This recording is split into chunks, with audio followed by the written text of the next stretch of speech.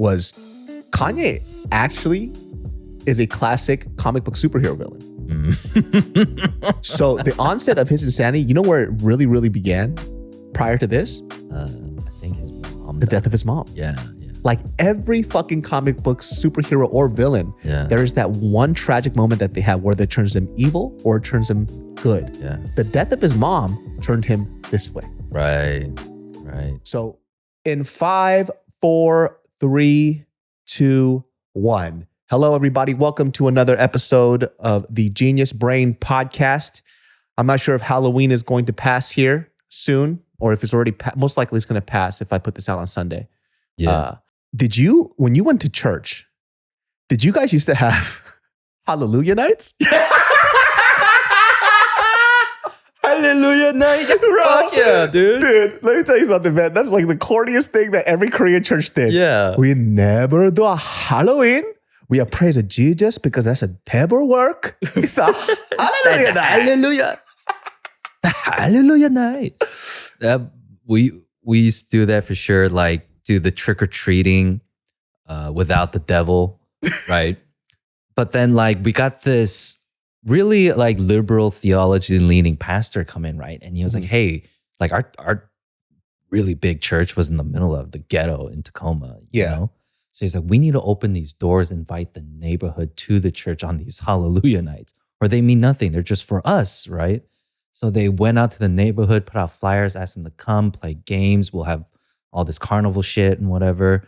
Like, I mean, obviously the brochure didn't say shit, but but yeah, like all the neighborhood people showed up, right? This little kid showed up in a devil costume.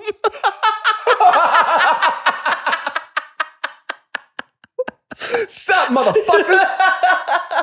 What y'all know about this? It's the devil, bitch. Oh my God. That's hella funny, dude. That's the only way we could get candy that night, because it'd be like Halloween, you go to church, turn off the lights, don't answer the door when people ring, and we don't have any candy. Put up a sign that says no candy. Yeah. We had to be that family, dude. Dude, we were that family too, because we weren't there on Halloween. We were at the church. Yeah. We would do, I don't know if this is a proper, when I think about it now, what a weird way to say this. They go, oh, on Hallelujah Night, we're going to do a lockdown. And I'm like, first of all, how would you call it that? But they would call it a lockdown. No, lock in. Would it lock in? Yeah, lock in. That's like, you call it a lockdown. I was like, that's different. Yeah, I called it a lockdown. It's a lockdown. Okay. My memory's all fucked up. Thank God you're here. I've been telling people this story. It's been completely wrong. It was a lock-in. Yeah, lock in. I thought it was a lockdown, but it was a lock-in. The lockdown from the terror. So if you guys have never attended a Korean church, and I'm not sure if they do this at non-Korean churches as well, but instead of doing Halloween, right? Because I don't know what the history of Halloween is, but it had to do with like witches and shit, right? Yeah, it was like when they were like killing all those the witch trials, all that shit, like accusing one another of being witches and shit. Like, I guess one of the stories is, I mean, the folklore around the towns would be like, yeah, if you don't give me get a treat, like a witch will kill you or some shit like that. I have no clue, but it's one of those fucked up shit. So it started with like witchcraft. And yeah, like 200 years ago or some shit. Yeah. I used to find it so funny back in the day when I remember like in history class, they said that they used to have these really weird and archaic ways to see if you could find out if this person was a witch or not. And they would be like, okay, this is what's going to happen.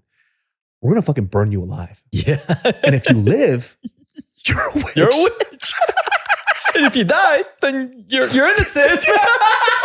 like what? It's so fucked up. They had another one where they go, okay, this is what we're going to do. We're going to put rocks around your ankles. Oh, yeah. We're going to throw you in a lake. And if you float to the top, clearly you're a witch. If you drown, you're innocent. Like, oh my God. This person, whoever made up these rules is so fucked up, dude. This is like the time when like towns were just so isolated. Like people had to rule themselves. There was no real form of governance. Yeah. It was just like the original colonies. Yeah. They didn't have shit. That's some fucked up shit, dude. You think cancel culture is bad? Say the Salem witch trials, dude. Witch trials, dude. We ain't even in that. Can you imagine Twitter during the Salem witch trials? Like, this bitch Brittany is a witch. Yeah. Dude, friggin'. we used to have these Halleluja Nights where, like I just explained it again, instead of going out into the neighborhood and trick-or-treating and celebrate Halloween, which is, connection to the devil, a lot of Korean churches would do these Halleluja Nights where we would have these games and they would set it up like a carnival. Yeah. So we would have different, it was a really great bonding experience, right? We did a lot of fun shit. And to be honest with you, the candy was probably better here than you would get anywhere else. It was like legit shit. We would walk away with bags of fucking king candy. size. 100%. Yeah. And so we would do all these games, we would do prayers, and that night we would have a lock-in where we would just sleep, but nobody would really sleep. Yeah. We would just, eat ramen and just fuck around. Yep. Yeah. All night. I remember, so in one of these lock-ins, I had this one Hallelujah night. I don't know why the fuck I did this shit, but like when girls play fight, right? Sometimes when girls play fight, they assume that just because you're a guy, you don't feel pain. You just don't feel pain. You can just nut check dudes, hit them as hard as you want. It's okay. He's a fucking guy. So this girl had the bright idea that she would take a wet towel and fucking whip me. Oh, dude. So she whipped the shit out of me. Did it break skin? It hurt. So, and not only did she do it once, she did it multiple times.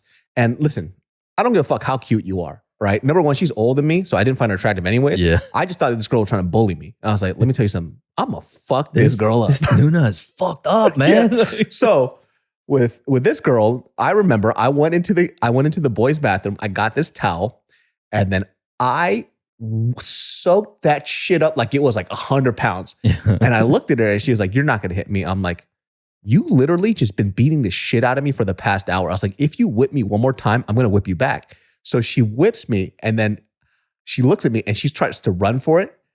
I whip her so fucking hard. You just hear a pop on her ass, and she falls to the floor and she starts crying. And then at that moment, I didn't feel bad. I remember I felt vindicated. I was like, that's what you get, bitch. Equal rights. Damn. She whipped me so hard. I had bruises all over my legs. That's how bad she was whipping me. Like Korean culture, the younger ones always get bullied and punked all the time. Yeah. And I just had it. I was like, you know what? I'm done with this. And I whipped her so fucking bad. And this is like the type of shit that would happen at the church. This girl. Oh, just to preface this, I was also in elementary school. Yeah. This is not me as an adult. This is me as Halleluja Nights for kids. Yeah, this is like me. I think it was like in 5th grade. Yeah. So in 6th grade, I don't know what the fuck this girl was doing. She was screaming at everyone to shut up because for a time, it's Washington, right? So it rains a lot. And sometimes to prevent kids from having dirty, muddy, wet shoes, bringing it back into school, they would just have indoor recess, And then so it just gets fucking loud with kids in the classroom, free to do whatever they want for an hour. And when it got really loud, this girl started screaming shut up, everyone shut up. And then she started flipping the light switch up and down, clicking up and down. And then for whatever reason, I was just so annoyed. I had it. I was just so annoyed with her. I put my hand on the light. I was like, stop it right now. And then she said, don't spit on me. And one of those, and spit on me. Did every kid fucking do that? Or I know, what? everybody did that, right? That's like a universal thing. And they would spit on you. Yeah. And then I did the same thing. I said, I didn't spit on you. And you should have done the Korean thing where you have pop in your mouth. Yeah. And rice starts flying out of her face. But as soon as I said that, I turned around and walked away. Right. And then I heard a pow right in the back of my neck. No fucking way. And I had to feel it. And it was fucking straight up loogie with the boogers and shit. And what in the trailer trash is happening right now? So I took that loogie hand and I slapped her across the face. That's some fucking French ass shit. And then it was right then and there. I don't remember, but it was split up right there. Right. And then we were sent straight to the principal. And then she and I had detention for a day. And it was just the principal fucking went in on me for hitting a girl. That's so interesting. These weird rules when we were kids. Because I feel like when you're a kid, your strength is equal. Yeah, actually, right? Girls get bigger than guys in elementary school. Yeah, but you remember that though, right? These girls were fucking huge. Okay, I remember this one girl. I'm gonna say her name just because every kid in elementary school had this girl in school. It was the girl that was abnormally stronger than all the boys. Yeah. This girl was stick skinny as fuck, and she used to play bloody knuckles with guys, and she would fuck everybody up. There's like always those girls in like later stages of elementary and then into middle school where they just challenge boys because they are bigger than them. This girl, stick skinny as hell. She had knockers in her hair all the time, fucked up teeth. This girl's name was Jules, right? So Jules would fuck everybody up. And she always wanted to play bloody knuckles. Always, because her shit was jagged as hell. So Jules would go around just beating the shit out of everybody. How unfair is it that I can't defend myself from this menace? Yeah. And she had the craziest fucked up teeth. But she would beat me up all the time. It wasn't just me, it was every dude. Yeah. Which is so weird. Yeah, man. There's like always those girls though, those girl bullies in those stages of adolescence, like girls who just fucking dominate you, and you're a boy and you feel like a fucking bitch because this girl is like fucking like dominating you. 100%. We've all had those. Dude, like I remember like in Halleluja Night, there was this one time, I think as a boy you do a lot of fucked up shit. There was another girl named and she asked me to go to the bathroom with her and just wait outside because she was scared. Because people were telling scary stories. And when you're younger, you have a crazy imagination. And me as a boy, I was like, you shouldn't have asked me. I'm mischievous. Mm-hmm. So she goes in the bathroom and then she goes, okay, I'm going to turn on the faucet because I don't want you to hear me pee. So she turns on the sink and then she goes to the bathroom. Guess what I do? Click. I turn off the light switch. Of course you did. And all you hear is, ah!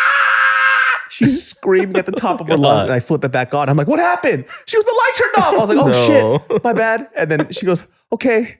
I goes, are you okay? She goes, oh my God, I was so scared. And then I flip it off again and I just left. Dude, this is a crazy story about that girl too. And I might have been the onslaught to her insanity because so later on, she started dating this other guy at church. And dude, every church has crazy stories. And there's always like a crazy person. So she was madly in love with this other guy at a different church, right? And while they were going out, first of all, I never liked this guy. I thought he was a fucking asshole. But either way, when they broke up, she had such a bad breakup with him and she was so madly in love, she didn't want to let him go. Mm. So I didn't know that when you broke up with somebody, you have a choice just to be like, no.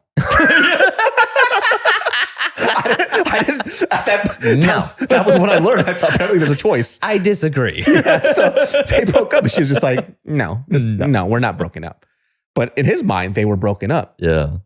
So I guess long story short, from what I remember, from what I'm recollecting, they were broken up for a couple of weeks, but he was, on his way to flirting with other girls or whatnot. And she found out, but they're broken up. Yeah. He can do whatever he wants, but not in her mind. They're still together. So this fool comes to our church because he was bouncing back from our church to his other church because obviously he was dating this girl. This fool comes up one day and he has slashes all over him. What? So like his face has all these like deep scratches. I'm like, yo, what the fuck happened? And so somebody at the church told me that she broke into his house late at night to fuck him up. And she was trying to scratch his face off. Oh my God. And so he had chunks of just like skin missing from his face from her taking her nails and digging it into his face. What the fuck? She broke into his house? She broke into his house, waited for him in the dark in his room for him to come back. So I don't know how long she was there. Dude, she could have been there for like 6 hours. I would have serious PTSD. Dude, she fucked this guy up. And nobody really felt bad for him because he was kind of an asshole. But at the same time, like that's pretty fucking nuts. Yeah. And in that scenario, are you not allowed to like Spartan kick her in the stomach? Yeah. Dude, that shit was crazy. To defend yourself. At that point. Yeah. Even I told you that story about that time my ex like fucking punched me in the face. Oh, yeah. I didn't hit her back. I knew it would have been so bad. Like, there's no fucking way I could. The only reason, I guess, if I would say this, and please don't clip this and turn me into a bad person. Yeah. Like, if my life was in danger, if it's like a girl swinging at me because she's angry, I don't care, right? Yeah. If she's like, she's not an MMA fighter, right? It's not like she's fucking like Amanda Nunes, trying to knock my head off. But if she's swinging at me, shoving me or whatever, I'm not going to hit her. Because my life's not in danger. Yeah. If she's trying to come at me with intent to like seriously hurt me, then I might have to, shove her in front of a car. You know what I'm saying? Like, let's do something. Yeah. Right. And I think a lot of people are seeing that online right now, where I think a lot of guys are getting a little fed up of like the narrative of a girl can just hit a guy whenever they want. Yeah. And I still don't believe a guy should hit a girl, right? Just because there is a power and strength discrepancy. Yeah. But if a girl's coming at you with a bat, a weapon, trying to seriously kill you, then you should probably be able to defend yourself. You should be able to defend yourself. And then there's just that silver lining of like KO, or I don't know, like choke her out. Like, or I mean, we've definitely seen it before online. How do you subdue them, right? Yeah. And we've seen it online too, where, a girl's like swinging at a dude and a guy just knocks her out. I think a lot of people online go, stupid games win stupid prizes, which I 100% agree. But in all honesty, I mean, you could have shoved her, like held her down or something. I don't think the full on blown knockout was necessary. Yeah. Right. Just because there is the strength discrepancy. I don't think I would do that. But like if the girl is coming at me with a knife, something's going to happen. Yeah. You know what I mean? But there's also like just the reason why a lot of girls do that is just they really believe, they're not going to do nothing. They're not going to do nothing. Like you don't know when anyone could snap. I wonder how a lot of girls feel about that, because when I see that on Twitter, a lot of girls don't side with the girl. Yeah. Right? They don't ever side with the girl, which I thought it was going to be the opposite. Mm-hmm. But a lot of women on Twitter, when I read that, like, why the fuck would you swing at a full grown man expecting him not to do something? But the exact same time, it's really hard to say, well, what did she do?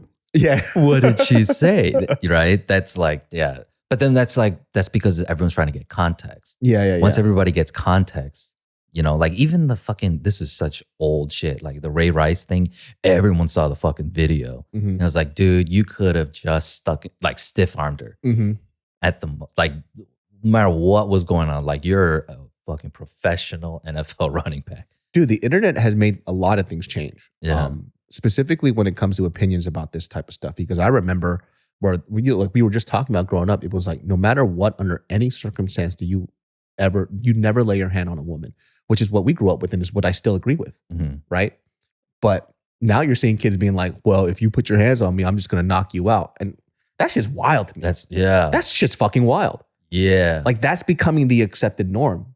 Yeah, I think they're getting it from like Andrew Tate. I'm not. Yeah, these fucking backdoor internet corners, they're watching that kind of shit. They're into that shit. Or something, I don't know, or they're being influenced by it because it's like a different way of thought, because our society has overcome the days of Sean Connery just slapping women if they talk back, That interview. Yeah. Did you see the interview between Pierce Morgan and Andrew Tate? No. Well, Pierce Morgan, I don't fucking like Pierce Morgan either. Yeah. No, I try not to click on Andrew Tate stuff because all your stuff pops up. The whole algorithm just wants you to watch more. So essentially with that whole Pierce Morgan, Andrew Tate thing, what happened was, Pierce Morgan's trying to do his little gotcha journalism thing. Yeah. He has a habit of constantly interrupting people as they talk, trying to get his point across. And he just did a terrible job, right? And basically Andrew Tate dismantled this motherfucker. Yeah. Right? Which the interesting thing is like, this is what the internet does. Like they'll see, the biggest argument for Andrew Tate is that they'll find a clip where Andrew Tate says something that they agree with. That's, fairly intelligent.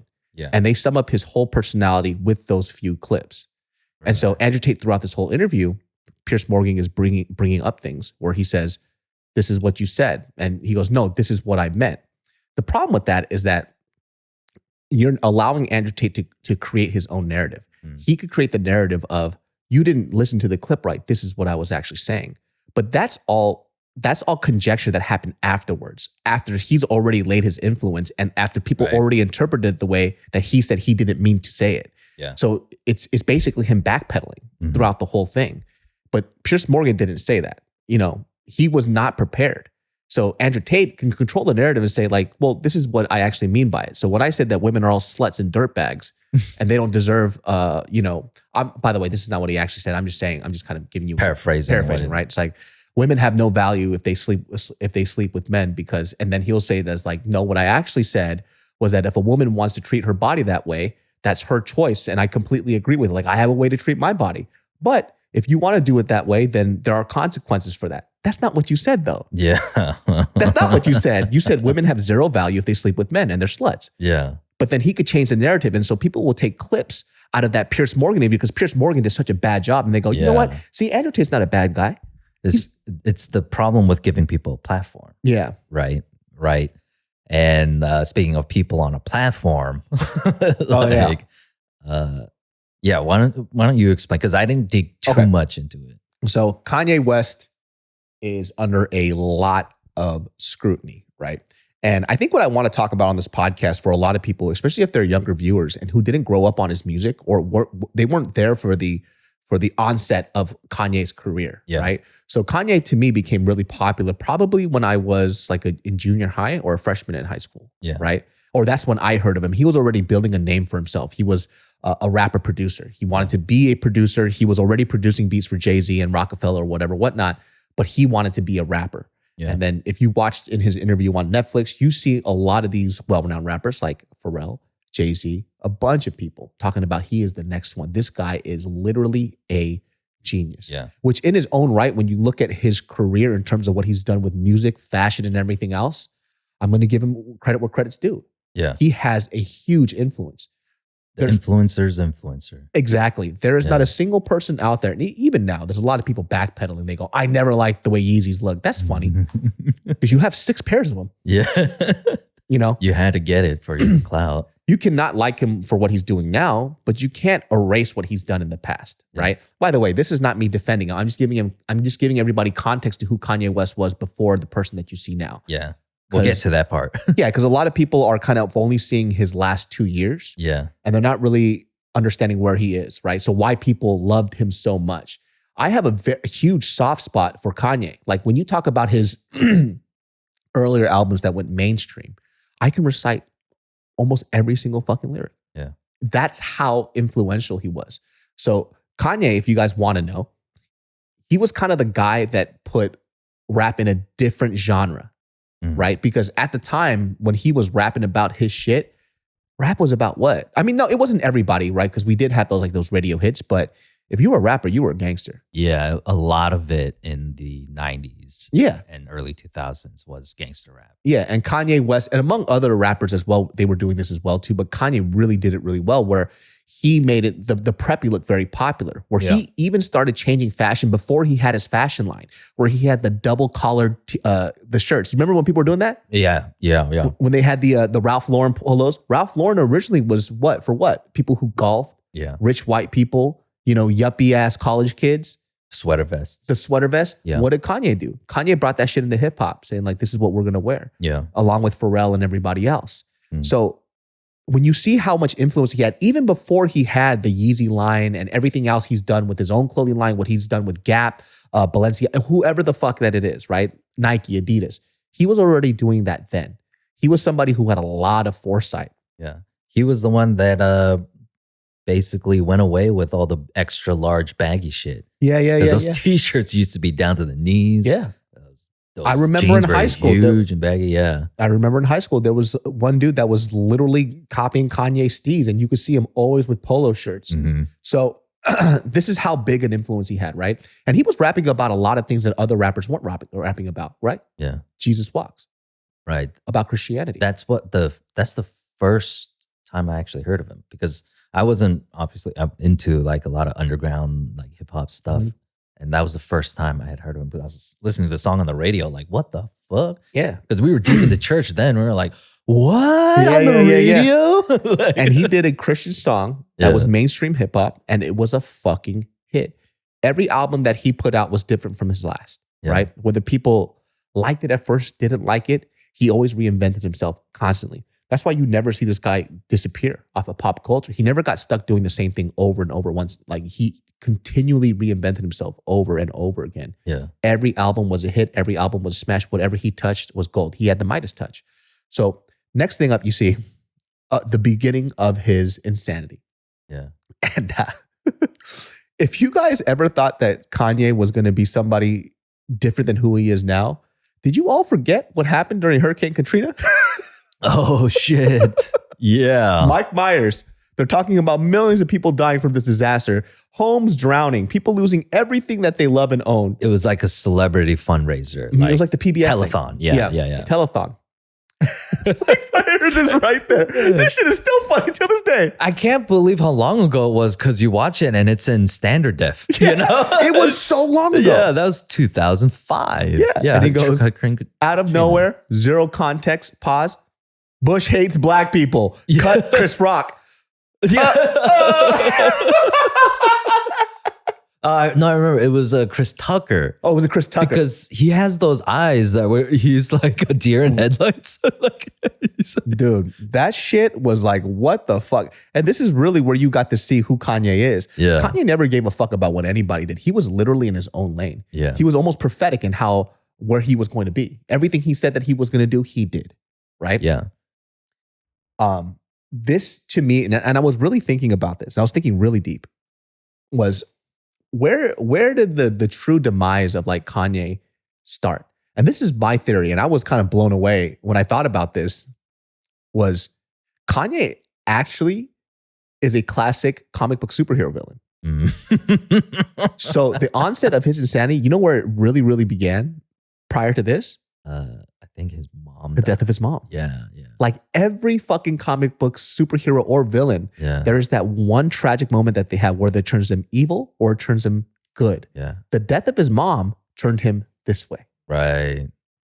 So after his mom died, right? So if you guys don't know how his mom is named Donda, which named after his album, also named after his university and everything else, his sports entertainment company. His mother dies from a botched plastic surgery operation. Yeah. And after his mom died, he has said repeatedly over and over that he is to blame for his mom's death. Multiple times. If I had never chased my dreams in LA and I stayed in Chicago where I went to New York, my mother would have never died, because the culture of LA is kind of what fucked with his mom's head, is what he feels. Right? So she feels that she wasn't beautiful enough. And this is the stuff that every vapid human being or, just people in LA will always feel like this, because that's the level of comparison that you're dealing with consistently in LA. Yeah. And his mom, in his mind, fell victim to that. Yeah, there was I forget where it was, but he was in the middle of an interview. Was it TMZ or something? And he was like ranting about that, like Hollywood, like LA culture. He was like, I got liposuction. And it was just like a 2-on-1 like interview. Mm-hmm. But then you can see the bullpen of all the staff working. And he got up off the chair, turned around, like, everybody in here. It was TMZ. Yeah. And he was like, I got liposuction for you.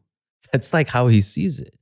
And you could see that he has this resentment for that culture, I guess. Yeah. And listen, to a certain degree, I 100% agree with him there. This city does crazy things to people.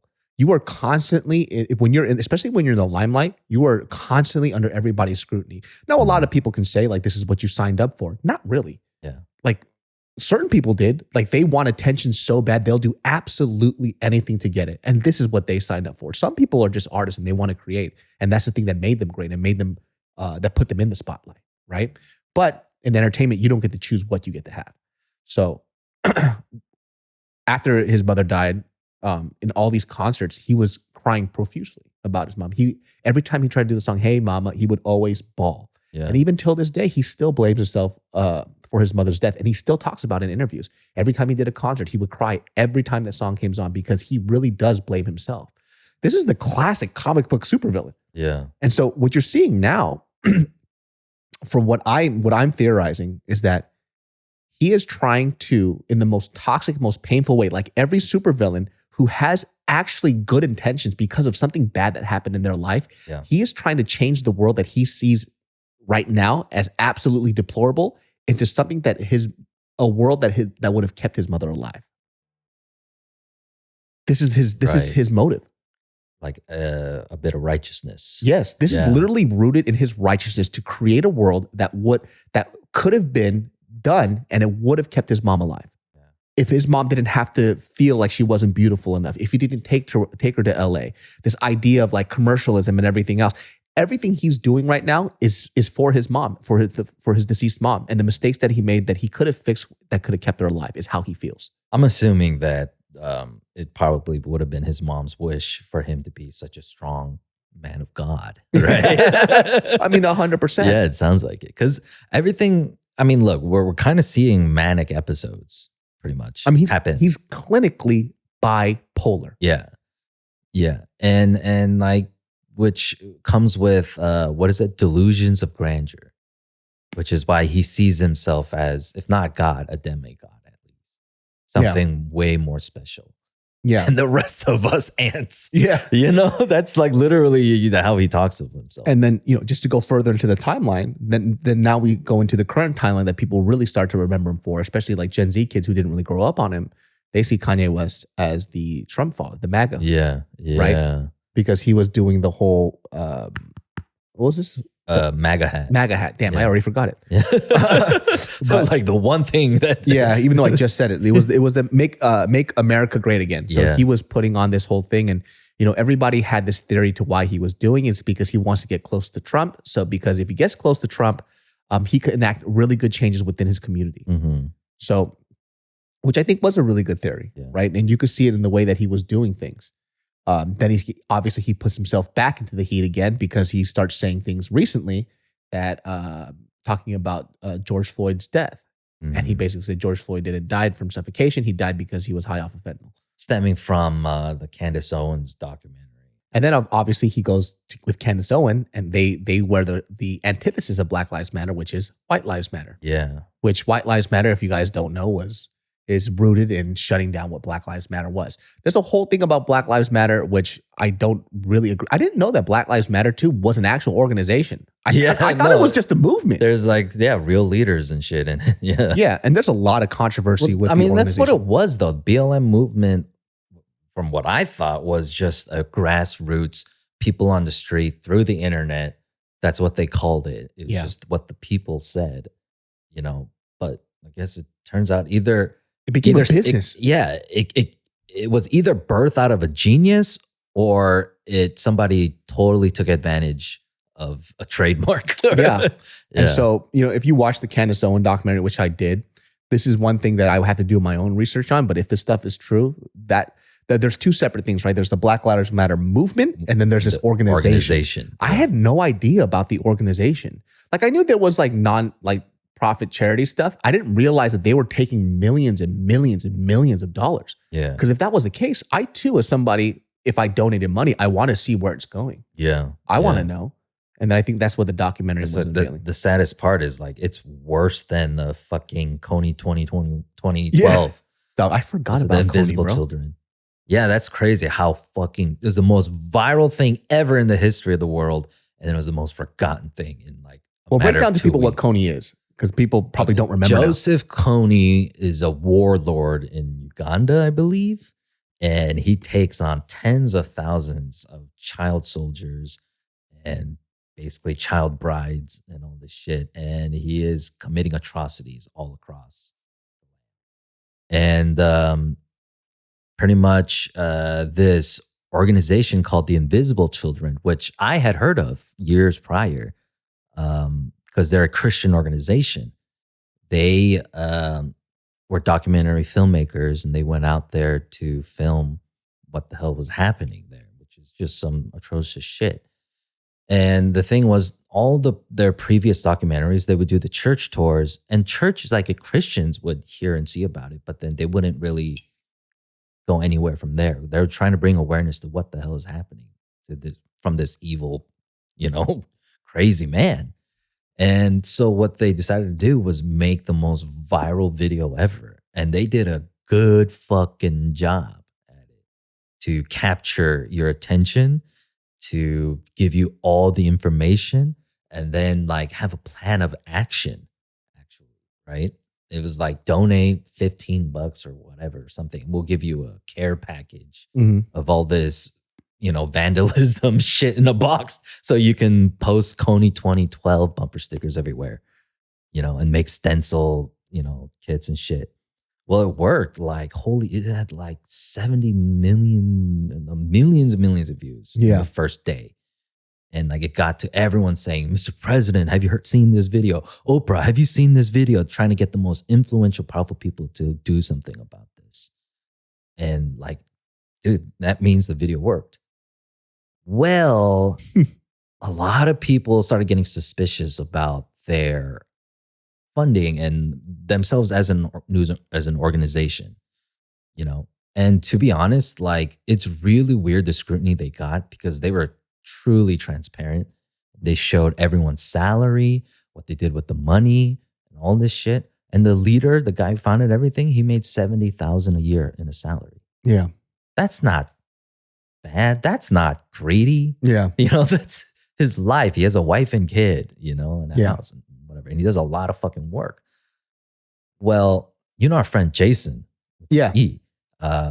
Mutual missionary friend of ours. Like he's been all over the world, like doing shit like that too. He was at a conference in San Diego, and that guy was there. Oh shit! To give a keynote speech, and he's like, "Tomorrow we're gonna post the video, and we just hope that it does its work." Like, because he just basically explained Joseph Kony to them as well and their movement, what they're trying to do. And he was like, "Yeah, so we're posting it tomorrow. You know, pray for us. Hope it goes viral." And it was KONY 2012. Wow. Yeah. Well, the scrutiny got to him, the leader, founder of the Invisible Children. And he was found naked on the street, masturbating. He had just snapped. Lost his shit. Like, completely was just not a normal person. Yeah. And so it like shut everything down in a matter of 2 weeks. How fucking crazy. Well, like that's the saddest part. It's like everybody knew who Joseph Kony was now, right? And now more than anything, people didn't give a shit. Because they just remember this guy jacking off. Yeah. Now they know, but they also don't give a shit because your founder was caught jacking off and your funding is shady or whatever, which is like, I don't know. But anywho, so compared to that, it sounds like the BLM movement is even more nefarious. Yeah. Yeah. I mean, the worst part was while this was happening during Ed and I lived together. Did I say BLM movement? BLM organization. Organization. Yes. Yeah. The organization. Yeah. The worst part about this story is that when Ed and I were living together, there was a restaurant that opened across us called King of New York Pizza. KONY Pizza. It was called KONY Pizza. I was like, that is the worst timing I've ever seen in my life, dude.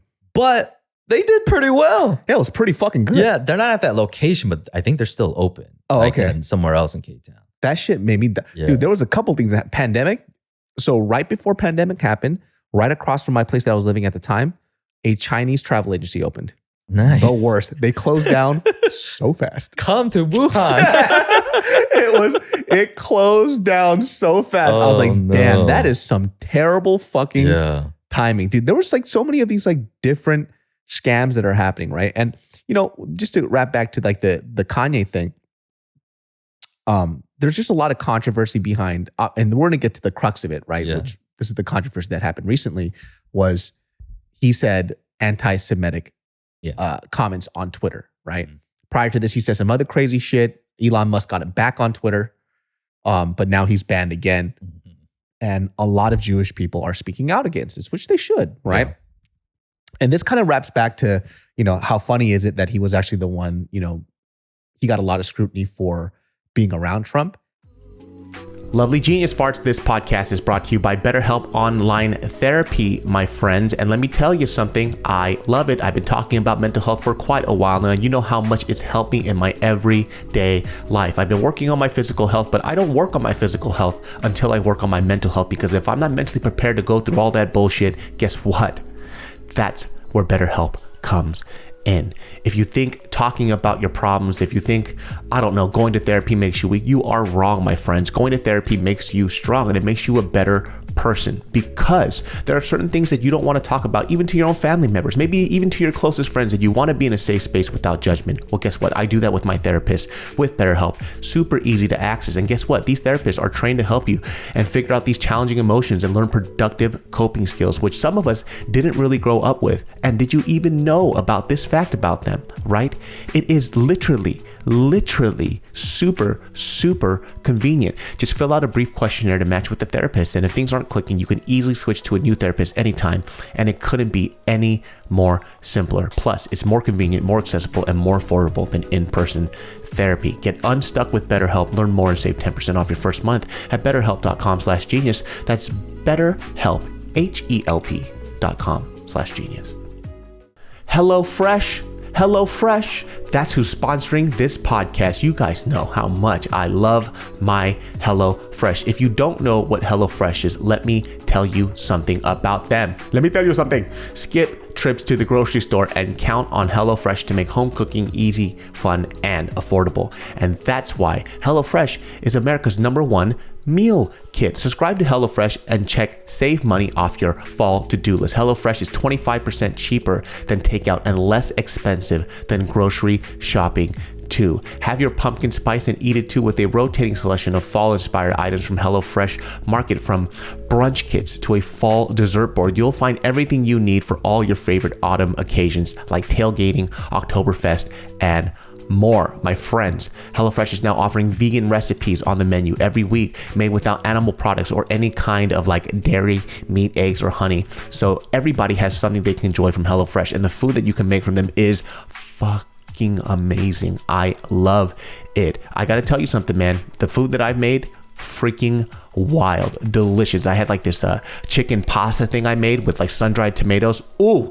that shit was fire. Made it for the wifey and she didn't even know it was something that was from HelloFresh. Had absolutely no idea. She was shocked. She loved it. And that's why we're still married and we're still in love. So go to HelloFresh.com/brain65 and use code brain65 for 65% off plus free shipping. Once again, go to HelloFresh.com/brain65 and use code brain65 for 65% off plus free shipping. HelloFresh, America's #1 meal kit.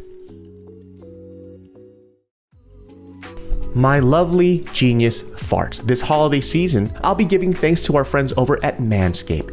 Everyone loves turkey and stuffing, but you'll be looking like dessert with the help of Manscaped's Performance Package 4.0. If your balls are looking a little scary down there, why haven't you hopped on this deal, my friends? And that's where your buddy David So over here at Genius Brain is here to help. Trim your pumpkins by going to manscaped.com and use code GENIUS for free shipping and 20% off this amazing, amazing deal. Inside, you'll find their Lawnmower 4.0 trimmer, Weed Whacker, ear and nose hair trimmer, Crop Preserver, Ball Deodorant, Crop Reviver Toner, Performance Boxer Briefs, and a travel bag to hold all your goodies. It's a cornucopia for your balls, my friends. Listen, if you nicked your balls, you know how much that hurts. It just won't stop bleeding over and over, all over the place. Well, guess what? I don't have to deal with that stupid shit anymore because I have my Manscaped 4.0 package to save my ball sack and also my marriage. Oh God, get 20% off and free shipping with the code GENIUS at manscaped.com. That's 20% off with free shipping at manscaped.com and use code GENIUS. Be thankful this holiday season for the best gift of all from Manscaped. Your balls will thank you.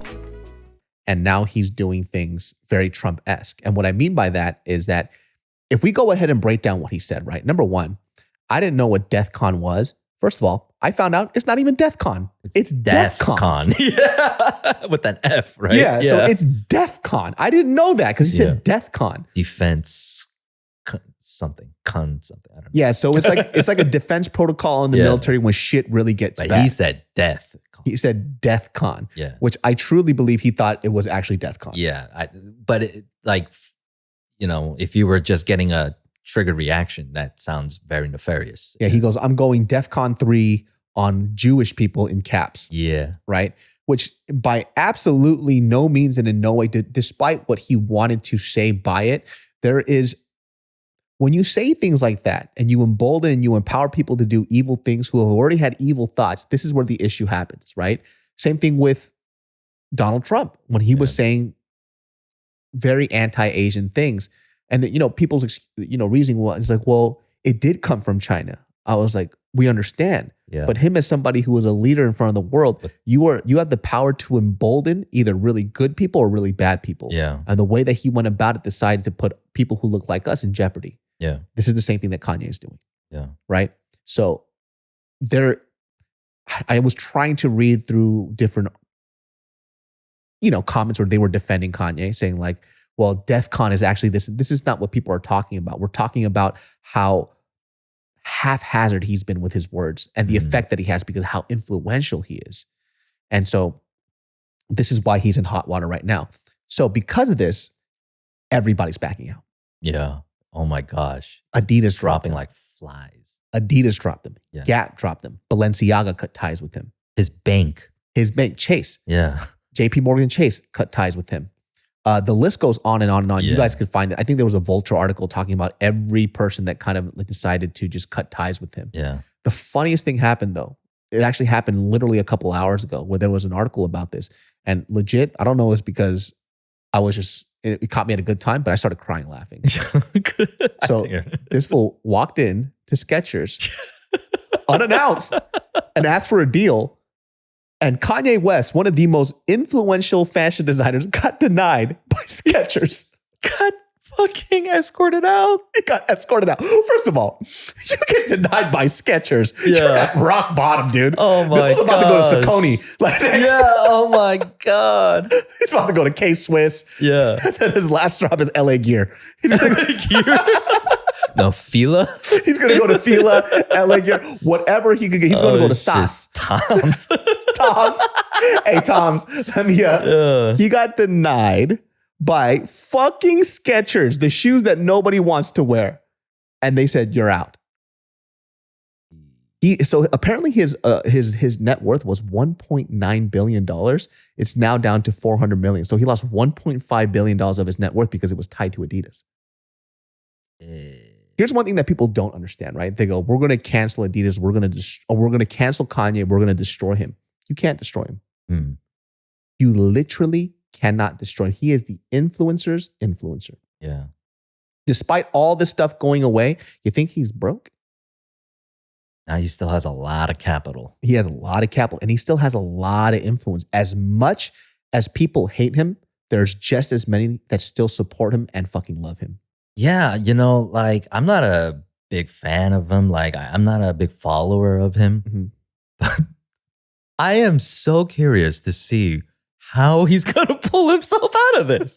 I think we all are. I want to see what happens next. I'm telling you, this is the best comic book story ever of this comic book villain. Yeah. Right? So Superman just whooped his ass a little bit, which is everybody going against him. But just like every fucking villain in every fucking comic book story, what happens? They come right back. Yeah. And this is really his story right now. So at the end of the day, like, Kanye is knocking on everybody's door to get, whatever his next line of clothing is, because he still owns the rights to Yeezy.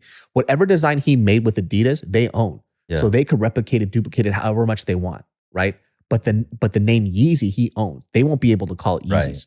So, bro, like open up a factory in Vietnam or some shit. He will. Yeah. He will. He'll, like, people are like, well, how is he going to get things made? You think China gives a fuck about how he's going to get shit made? They care. You think there's Chinese Jews? You think they're going to be like, they have apple juice. They have orange juice. Not Chinese Jews. We have so many Jews. It's like, you think literally it's going to be a Chinese person like, I don't care what you say. Yeah. How much money you have. Yeah. And that's really what's going to happen. Oh, yeah. He's going to probably go on his own and be independent because once again, Sway did have the answers. Right? And he goes, you know what? Sway did have the answers. Yeah. He's going to go and make his production in his own right and he's going to figure it out and people are still going to buy his stuff. Yeah. You know why? Because hype culture is really big, specifically in hip hop. Yeah. Because let me tell you this, even if you don't support Kanye, there's some fuckhead little hype beast that's going to be like, you know what? Nobody's supporting Kanye stuff. Then there's only a few pieces. I'm going to make sure I'm going to grab it because I know what happens later on is going to grow in value because it was a limited Kanye piece. Right. Because he has such a huge and powerful moment in history. Oh my gosh. So Yeezys now have gone up in value on the street. Then. I guarantee it because now they can't even recreate those shoes. Yeah. So whatever Yeezys that you had, whether it was the breads, the taillights, the turtle doves, whatever the fuck that it is, they're never coming back again. They're like Kobe's. Kobe's shoes will never come back again because whatever, before he passed away. Right. So this is what it is. Kanye, one thing he does understand is the power of capitalism. Everybody is full of shit. All of you motherfuckers out there, and you know it. You know for a fact you're out here tweeting, oh, fuck Kanye, I'm not going to buy any of his stuff. You're going to do it on the DL because you're going to try to resell it and make money off of it because you love capitalism. And I'm not defending Kanye at all, but this is a part of the stuff that he's kind of proving himself right now in terms of this aspect. I don't agree with all the other shit. Yeah. But the world that he is trying to create, he's like Thanos right now. He's doing it in the most destructive fucking way possible. Yeah. Right? Yeah. He's collecting all his stones. basically. Yeah. So now you have this weird space where people are trying to really understand, like, do we hate this guy? Or does he have a bigger plan? And this is what's confusing a lot of people. Well, I just listened to his interview with Lex Friedman. Oh, how was that? People are telling me I should listen to it. It was good. I mean, he goes off in his tangents and he changes the subject. Sometimes it feels like it's edited in some random comedic way, but it's just the way he talks. Yeah. His long fucking 5-minute pauses. Yeah. But man, Lex, if you don't know who Lex Friedman is, he's like a engineer at MIT. He builds robots and shit. He's also a robot himself. Yeah, he's kind of like a robot himself, but he's a black belt in jiu-jitsu. He's apparently really good too. Excellent at the guitar too. He's a really cool guy. Always wears a suit. Mm-hmm. Super smart. Very calculated. Asks really great questions. Very emotionless, but he pushed back at Kanye because Lex Friedman being a Russian Ukrainian Jew. Mm-hmm. Yeah. And he was trying to bring to light the problem with what Kanye was saying. And he held his ground. Yeah. Which is pretty amazing to see. Right. And he pushed back on what exact, like, because it just didn't seem like Kanye understood what anti-Semitism is. Yeah. Because to Kanye West, it's, look, yeah, all these people that screwed him over in the record label, industry, in Hollywood, in fashion industry, and like wherever he's been in his legal counsel and his accounting or whatever, they've been Jewish people, right? But because so many of them screwed him over, he's saying the Jews, he's generalized them and did a collective on them. Mm-hmm. And what Lex Friedman was arguing with him was like, these individuals did. It was like, stop saying the Jews did this to you. Yeah, say the names. Yeah, he said, call them out. You're a powerful person. You're an influential person. Say them by their name and call them out. Stop just saying the Jews. Yeah. And I think that was really important because even, me too, like I didn't grow up around Jewish people. Did you? I don't know many Jewish people at all. I didn't meet a Jewish person until I came to LA. Same here. I only knew one Jewish person whose last name was Rubenstein, but he wasn't even actually like ethnically Jew. Right. He was he's a religiously Jew or something like that. But his last name changed to Rubenstein or something like that. Right. But I didn't know anybody who was ethnically Jew that had like ties to the Holocaust. Right. And until I came here and I met two Jewish people. Yeah. So me too, like the Jewish people I've met have been at the workplace and whatever, because in our neighborhoods and in our area, I just don't meet them.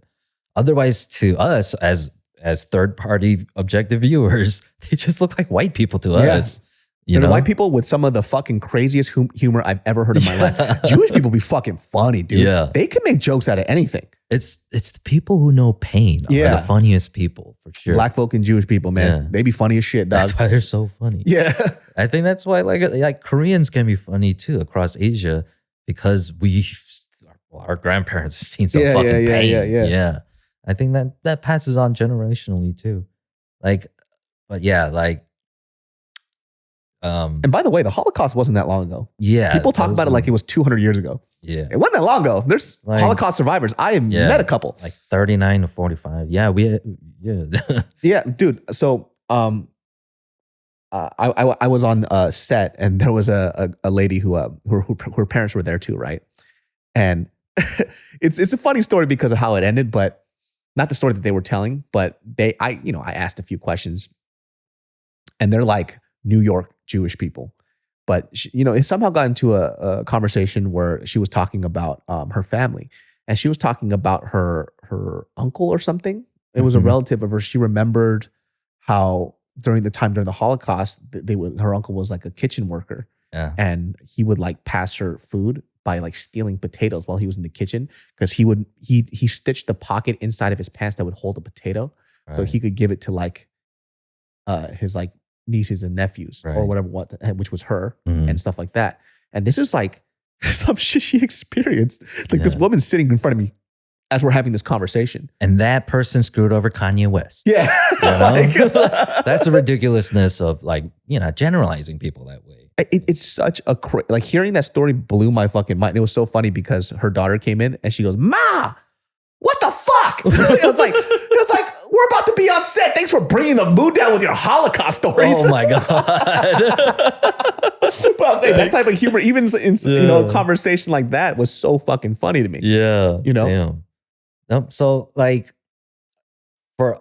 I think a lot of Asian Americans, and a lot of us grow up around Jewish people, but for those of us who grew up in church, we know a hell of a lot about the Old Testament. Yo, for sure. Yeah, that's the only like idea that we know about like Jewish people. Aside from that, we don't really know modern day Jewish people. So I'm not sure if you. I don't know why I don't know about this, but I don't know why this shit's been popping up in my feed. But there is this whole battle in Jerusalem, right? Yeah. It's like in Israel, the conflict? In Israel, yeah. And all these videos are popping up on my shit. Where like street war. Yeah, and like people are screaming at each other, saying like, I think they're basically saying like, what is like it's their land, and then the time has come where God's gonna kill them all. Yeah. Like, what is that shit? Yeah, dude, it's fucked up. And it's a complicated situation for sure.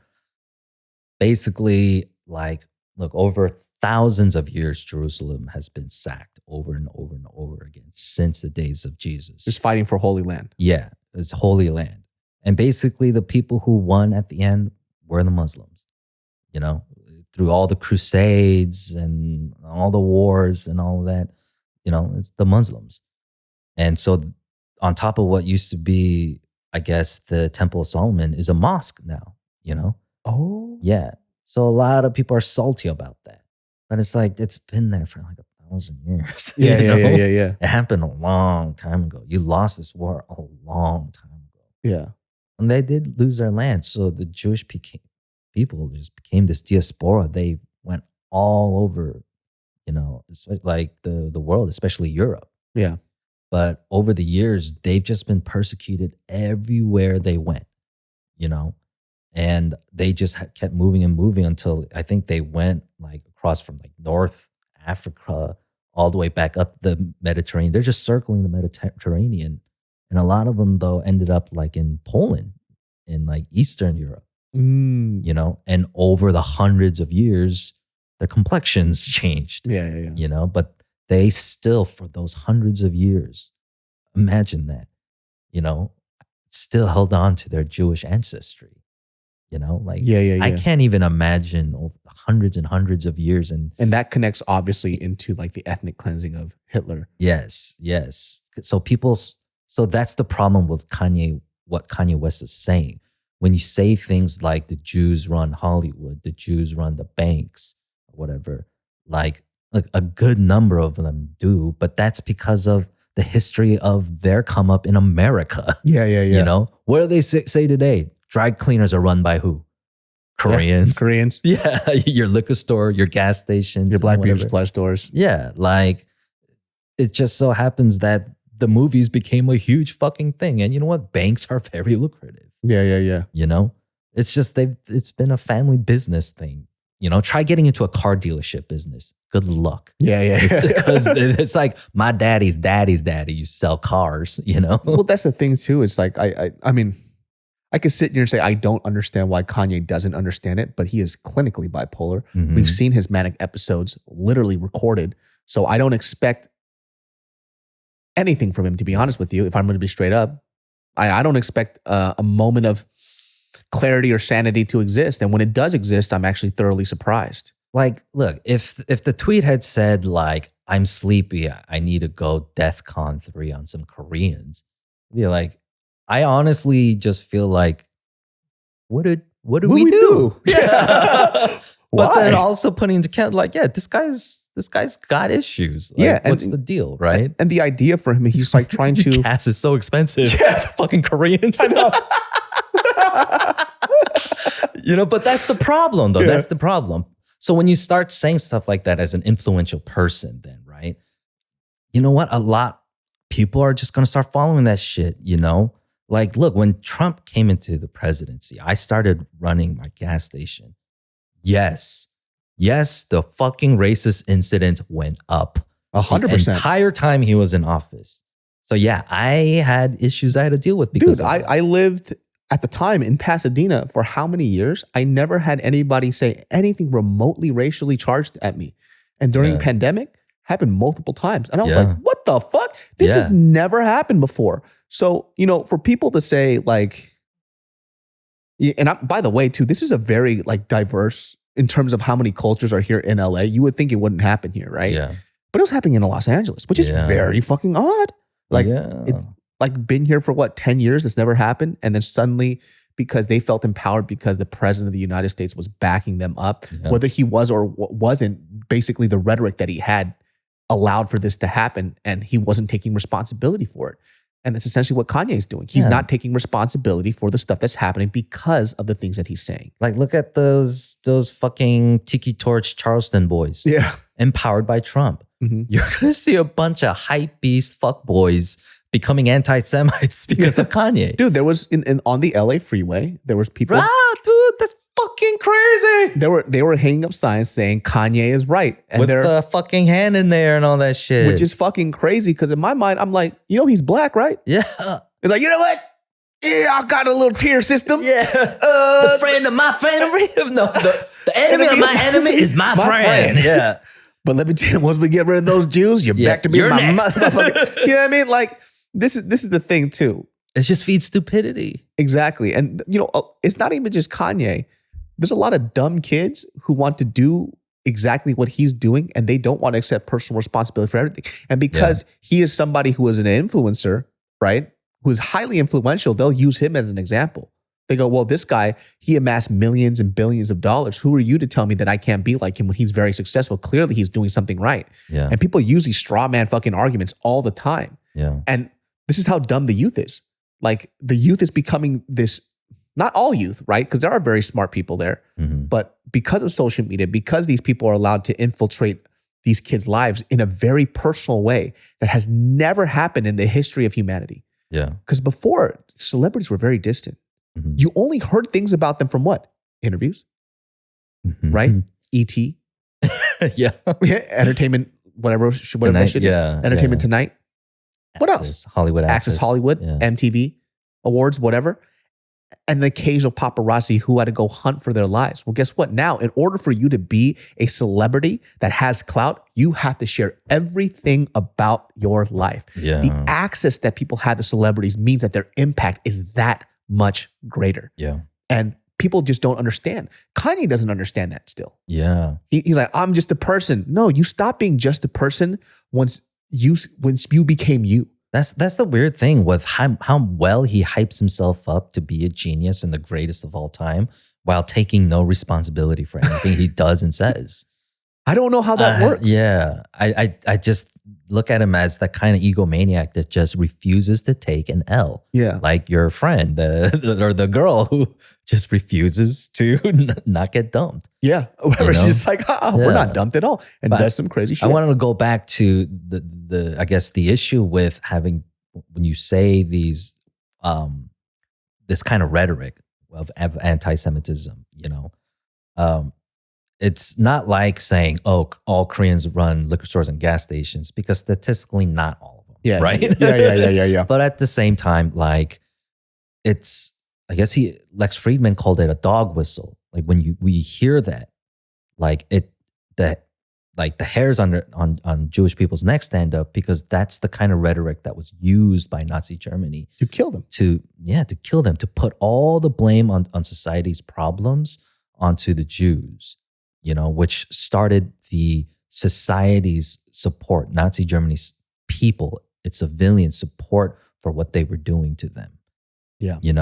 And so if the writing's on the wall, like after George Floyd happened, and then all of a sudden the Asian starts happening, and then you start seeing that the Jewish people are next, like, yeah, you want to nip that shit on the bud. Yeah. Even like we're not Jewish at all, but yeah, I don't wish this on another person's race. I don't wish this to happen to white people either. Yeah. Well, that's the thing too. I don't understand. Like I said, I don't want to put anything past them, but anybody who's supporting him should also understand why this is an issue. Yeah. Why it's very hurtful. Once again, the Holocaust was not that fucking long ago. Yeah. And the rhetoric that he's using now, like you said, was used to exterminate a whole ethnicity. Yeah. Like, this is some serious shit, right? And there's people now who still feel those sentiments, that still feel like Jewish people shouldn't be around. So, people are like, well, that's not what he meant. That's great. Intent does matter a lot, right? I do believe that. But the outcome also matters a lot as well. Because, I don't know, somebody that's Japanese could be like, dude, I'm going to start bombing on all these Korean people. Yeah. And there might be a few Korean people like, hey, yo. Yeah. Hey. During the World Cup, like, hey, man. Hey, relax. Yeah, relax. Yeah, we're going to fucking go in the World Cup and start taking some fucking Koreans captive. It's like, okay, well, relax, buddy. Wait, World Cup or World War III, bro? Yeah, exactly. And it's going to make a certain people feel a certain way because there's people who live through this type of stuff. And so, like I said, I know people have their reasons for supporting Kanye because they have fandom. They love him to death. Yeah. By the way, he just posted something on Instagram recently explaining his relationship with Adidas and the ownership of Yeezy, right? If people really didn't fuck with him, right? Why did that fucking post have 603,000 likes the last time I checked? You really think that you're going to stop Kanye? Yeah. You're not going to stop him from shit. Yeah. You're proving his point. Capitalism rules everything. Clout rules everything. Yeah. Because he is the biggest talked about thing right now. Even when it's quote unquote negative, everybody still wants to buy the shit he's selling. And all of you are doing it. He can make like fucking supermarket flip-flops, And people will fucking copy it. People will buy the shit. It'll be limited. Yeah. Who knows? Kanye might end up dead next week. And then everything that we have of Kanye stuff is going to be worth. I own 2 pairs of Yeezys. Yeah. You know what I mean? Yeah. One of the most comfortable shoes I've ever worn in my fucking life. Am I going to stop wearing them? No, I already bought them. Yeah. I already bought them. So like, wanted to go back, like, because we were also talking about the current state of what shit's at. Like, after World War II, there were reparations. And somehow, like, this is so complicated, like, all the allied countries and whatever agreed to give them a parcel of land of Israel, and they called it Israel. Before that, there was no Israel. It had been sacked so many times. It was just Palestine now. Yeah. And they gave him a piece of land, in there to call Israel. And it was a settlement for all these Holocaust survivors and Jews from all over around the world to, hey, come home. We have this. Man, shit, like 60 years later, 70 years later, oh man, it's become a shit show. Because so that land that they recollected and called Israel is where people are saying you need to get out of this fucking land. Yeah, so a lot of like the Muslim nations around that's why they hate Israel. Because they are saying you stole that land. But what's happening over the last so many decades has been years of war against Palestinians and the Israelites living there. But gotta say, because they had so many billions of backing from different European nations and especially America, they've become super modernized, especially militarily. And so they've expanded their borders way beyond the pale, like where it's basically apartheid now. Palestine has become this small little island. But there were millions of people, and now they're like crammed and stuck in these homes. And as of today, they're like, the Israeli government is just going to Palestinian homes and evicting them, just kicking them out and throwing some Jewish family in there just to live there. And now it's their home. Man, this is so complicated. It's fucked up, but it's straight up apartheid. What's the most fucked up part about it, while what Kanye said was fucked up, like what they're doing out there in Israel, like if we want to take on that same philosophy of not generalizing them, like the Jewish people aren't the problem, right? But the Israeli government is a huge problem. Yeah. It's just so complicated. It's like, it almost feels that the Israeli government's like, I'm gonna get you back for what you did. Mm. Like, you Yeah. kick this out, You kick this I'm gonna out take everything thousands back. of, yeah, we're going back. This is so, it's so sad, man. Like when I was watching these videos, and once again, this is somebody from an outsider perspective who's just watching clips. So once again, I don't know anything. Yeah. So, take everything that we're saying here with a grain of salt, read everything yourself, Yeah. but yeah, we were watching this thing and there was a guy who was like reciting like prophecy with, I don't know if it was from the Quran or Oh, something. man. And he was like, we're going to kill you. Yeah. And I was like, what? I didn't know what this shit is. You know what I mean? I don't think it was from the Quran. I don't know if this guy's just making his shit up. Once again, don't take everything what I'm saying with a grain of salt. I'm only watching this from a clip. And he's screaming at him saying like, I think the clip was him saying, he was basically saying hello to him. Mm-hmm. But he said something back, but it wasn't hello, it was something else because he's not allowed to greet someone who is Jewish. Like even I don't know if that's religious or if that's cultural or whatever, but this is where this, argument started and it sparked. Yeah. This could obviously be a propaganda page too. I don't really know, but it got me into like kind of semi-reading what's going on, which kind of touched on a lot of stuff that you're actually digging into right now, which it's just a lot more complicated than I knew about. You want to get even more complicated? Like one of the main reasons why like evangelical Americans care so much about this too. Like they basically want this to happen. They want our government to keep providing support for the state of Israel because it's going to bring the end of the world. What the fuck? The book of Revelations, dude. The New Jerusalem, where the Temple of Solomon would be rebuilt. It started when the Jewish people got the reparations. All these fucking end time crazy nuts saw that as the beginning of the end, and so dude. So they're saying like, yeah, a holy war is coming. They're saying all this crazy fucking shit. Here's the thing. Yeah. Growing up in a Christian household, hearing that shit creeps me the fuck out. Yeah. Because we've heard about this so many times growing up, like the end of times. And, a lot. And the reason why this also creeps me out is because a lot of hardcore religious, like zealot fanatics of Christianity are also kind of relegating it to, well, look at now, gay marriage is allowed. There's this conversation about gender reassignment and, not understand, what is a man, what is a woman. Yeah. And they're like, and now we have this holy war going on. Like the end of time is coming like in the next 20 years. Yeah. And I'm like, what the fuck, man? Like, why is it the end of the world though? Yeah. Cool.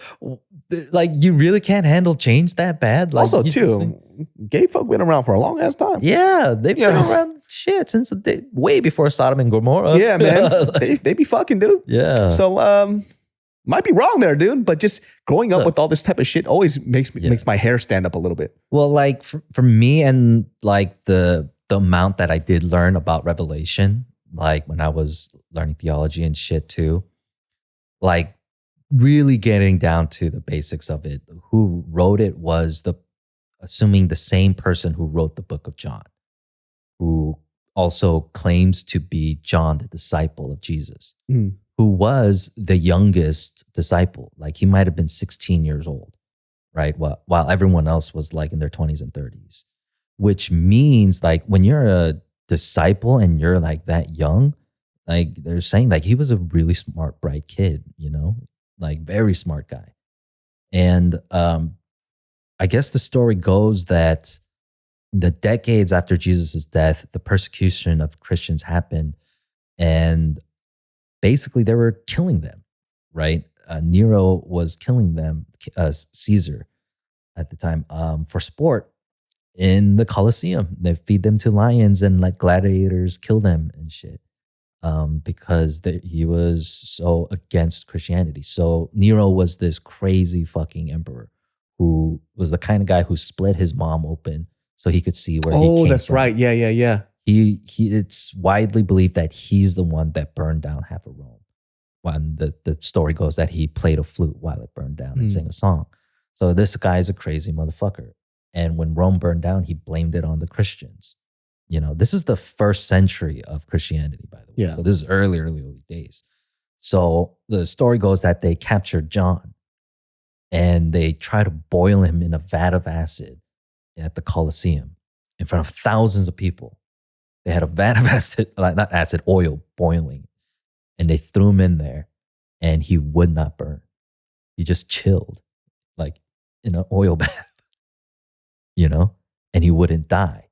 And so for that, they put him onto exile, onto this island, And from there, he's writing these letters, just like Paul was. That Paul writes all these letters while he's in jail. It'd be so funny. Somebody just forgot to light the oil. Yeah. It was just cold. It's just cold oil. Yeah. Hey guys. Yeah, it's a little thick. I think it's kind of cold in here, man. Like, he's anointed. But yeah, so he's writing the book of John, and then 1 John, 2 John, and I think something else too. And then he writes the book of Revelations. And as he's writing these letters, though, and he's saying these things about the beast of Babylon and about the New Jerusalem and all these things and the horror of Israel, all these things, they're coded messages. And like his number would be 666, right? And you got to see this. And one part of me just believes there were these special mushrooms that grew on that island.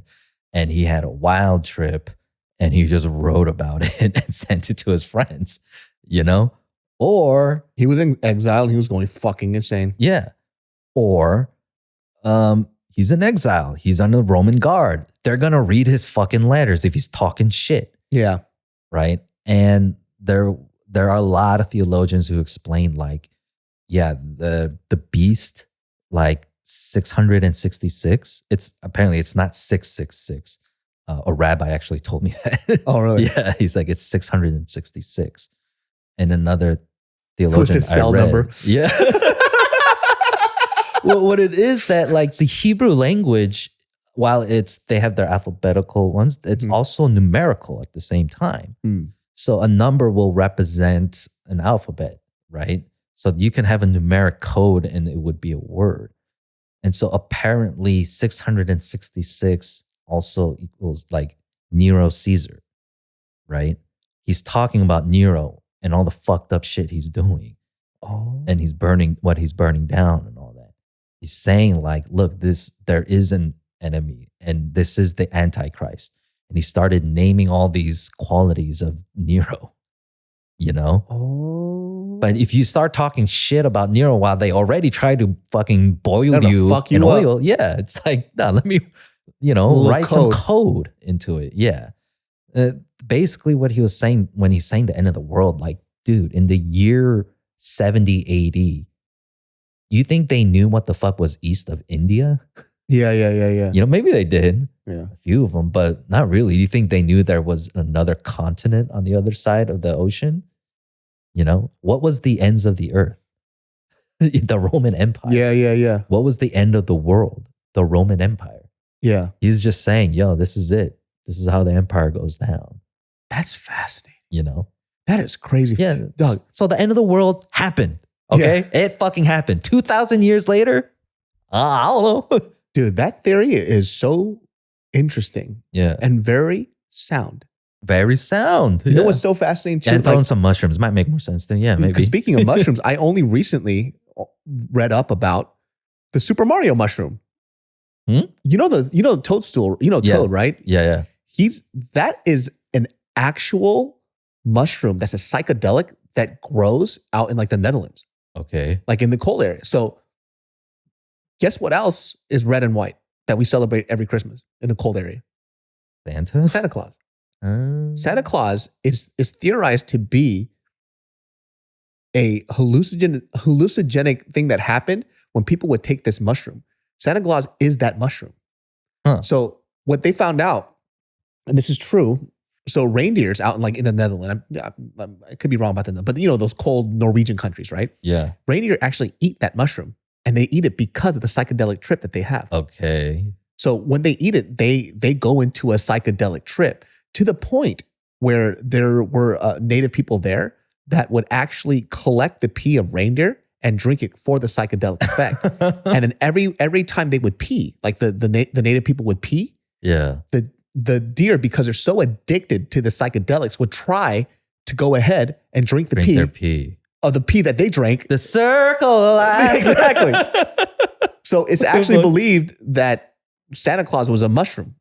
Oh, I thought you were gonna say that like these reindeer like grew like twice their size because of the Super Mario mushroom. Yeah. So Yeah. it's believed that Santa Claus is actually a mushroom, which is fucking trippy. Yeah. Why do they call him Saint Nick?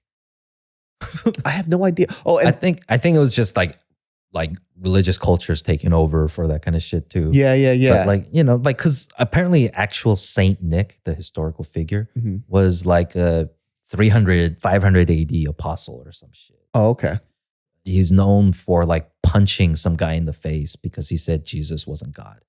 You know? Oh, wow. So that's the most I know of Saint Nick, but I didn't know like that was like Santa Claus. Yeah, there's like all these like weird theories too. There's like theories about mushrooms being involved in the invention of like Christianity too, and like Jesus Christ. I think with like Moses and the burning bush. Yeah, that sounds like a psychedelic trip to me. Yeah, like all these other prophets who have these crazy ass visions and dreams, like Isaiah.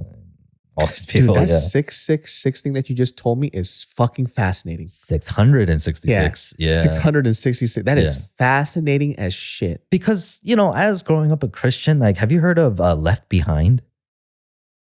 No. It was a book series, and then like Kirk Cameron starred in these Christian movies where the rapture happens, and then it's about life after the rapture. Like, my church would have movie nights and watch that shit, but then at the same time, the idea of the rapture would freak me out too, right? And I lived with a lot of that freak out, you know, well into my mid-20s in my faith. I mean, we would live in constant fear. Yeah. Like, because they would always say God is a loving God. Now, why the fuck am I so scared of him all the time? Yeah.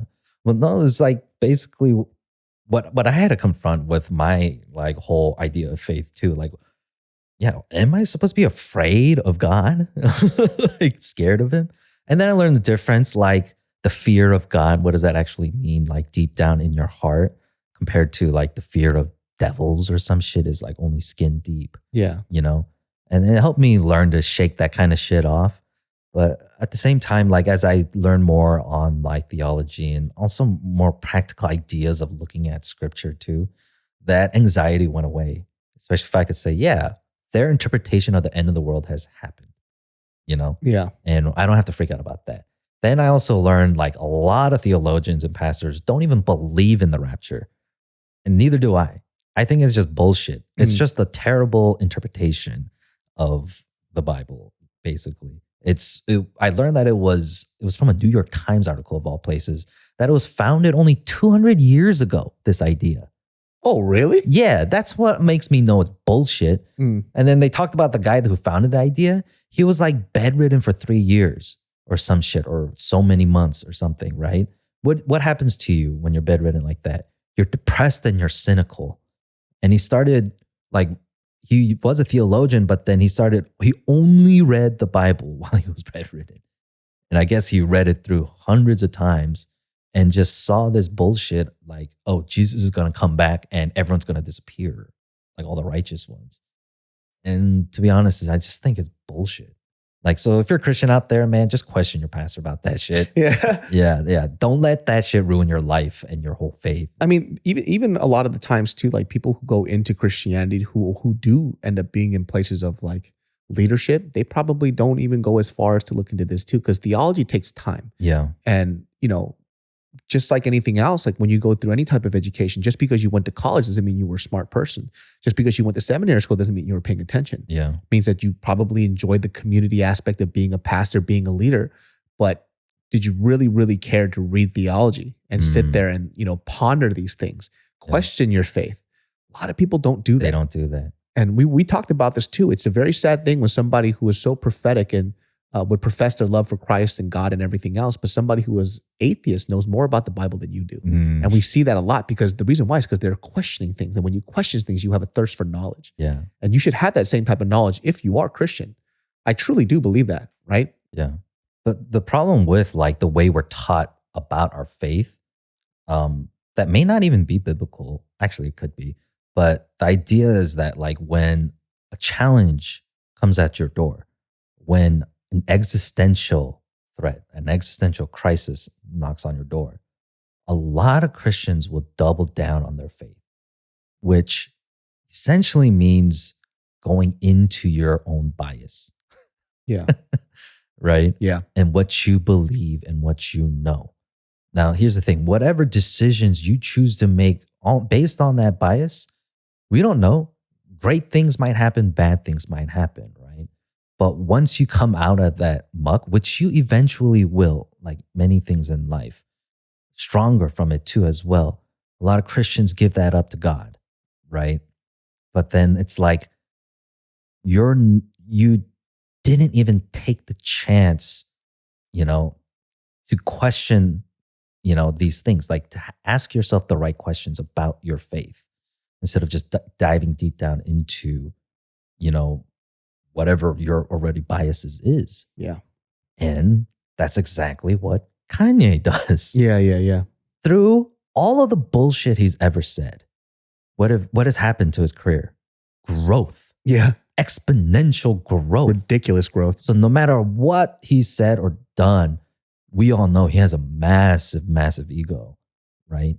And he keeps feeding into it, into his own bias because he believes in himself that much. Yeah. And guess what? He proved himself right every time for Multiple decades. times. Yeah. Yeah. Multiple times, which is why he is now such a huge egomaniac and why he still believes in himself. He looks at himself like he's a prophet. Yeah. Yeah. 100%. And people are still buying into it. That's why I said multiple times on this podcast already, you guys are always going to buy into a shit. But like you said, the way you speak about how a lot of pastors don't really prod into their own theology, this anti-Semitism shit is like stuff that he also seemed to have skipped. Yeah. Because that conversation with Lex Friedman, he just really doesn't understand like what anti-Semitism is. Well, I mean, every time somebody asks him a question, he responds with some obscure answer that has nothing to do with the thing that's being asked. And then goes off into a tangent about abortion, like, about how hot Kim Kardashian is. It's like, do you understand what you've done? How can I hate Jews when blacks are Jews? Yeah. All right. Would you care to expound upon this? And he just goes on a tangent. I had liposuction. Like, okay. Yeah. That's why having a conversation with this guy is damn near impossible. You might as well just talk to a fucking wall that just screams at you. Yeah. Like, it's just not going to be normal. You're not going to get that what you think you need to hear. Or you're trying to rationalize with somebody who hasn't a rational bone in his body, and it's just not going to happen. Mm-hmm. So, conclusively, just to end this podcast, do I follow Kanye? Do I support him? Absolutely not. Not after this shit. And a lot of stuff that he's done that's just been very, very damaging to not only his community, but just to people in general. Yeah. And because he won't take responsibility for it, I loved his music. His music did a lot of shit for me, man. Like, I loved his music. Mm-hmm. It's not going to take away from those memories, but it's hard to say going forward that I care to hear anything that he's going to say.